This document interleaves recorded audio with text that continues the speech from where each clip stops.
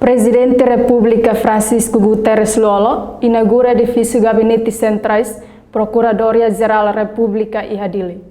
Cerimônia inauguração edifício Gabinete Centrais Procuradoria-Geral República halau e edifício PGR Colmera Dili quarta-feira semana Participa e a cerimônia Procurador-Geral da República, Defensor República Geral, amo Vigário Catedral Reverendum Padre Leandro, PNTL no participante Sira. Presidente da República Francisco Guterres Luolo apela a operadores judiciais Sira no Polícia Nacional Timor-Leste a preparar de resolver desafios crime transnacionais no crime Sira selu.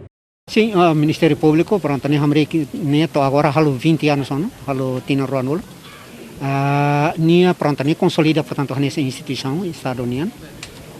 Mas bem, pronto, ita tem que sempre assume na fatin ou sempre assumir na fatin desafios cada vez mais complexos. Também crimes ser transnacionais, crimes ser bárbaros.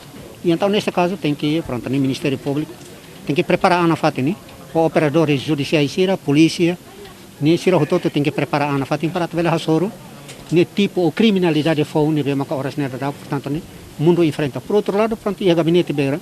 Gabinete da nebe makato bela hare quando faliba internacional quando faliba crime sernian pronto sei funciona naturalmente será hotu sei hare para o insaho de bela.